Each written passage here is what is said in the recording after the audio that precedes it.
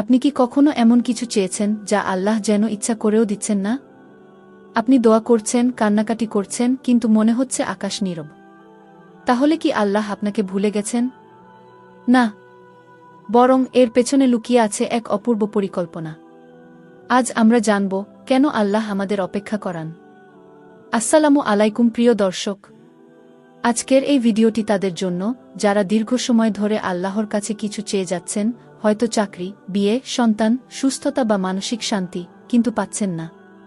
মনে হচ্ছে আপনার দোয়াগুলো যেন আকাশেই হারিয়ে যাচ্ছে। কিন্তু শুনুন, এই অপেক্ষা মানেই ব্যর্থতা নয়। আল্লাহ কখনো আপনার দোয়া নষ্ট করেন না, বরং প্রতিটি দোয়া তিনি সংরক্ষণ করেন সঠিক সময়ের জন্য। দেরি মানেই প্রত্যাখ্যান নয়। আমরা মনে করি যা দেরি হচ্ছে তা বুঝি আল্লাহ দিচ্ছেন না, কিন্তু আল্লাহ বলেন, তোমরা ধৈর্য ধরো, নিশ্চয়ই আল্লাহ ধৈর্যশীলদের সাথে আছেন। সূরা বাকারা আয়াত নং 153। আপনার দোয়া কবুল হচ্ছে না, এর মানে হতে পারে আল্লাহ অপেক্ষা করাচ্ছেন আপনার জন্য আরও ভালো কিছু দেওয়ার জন্য।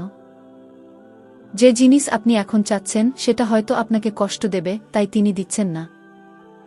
আপনাকে প্রস্তুত করার জন্য অপেক্ষা করান। ধরুন, আপনি একটি বড় দায়িত্ব চাচ্ছেন, ভালো চাকরি বা একটি সুন্দর পরিবার। কিন্তু আপনি কি তার জন্য প্রস্তুত? আল্লাহ জানেন কখন আপনি প্রস্তুত হবেন।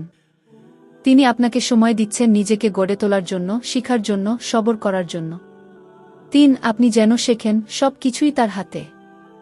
অনেক সময় আল্লাহ আমাদের একটু অসহায় অবস্থায় রাখেন, যেন আমরা বুঝি আমরা একা কিছুই না।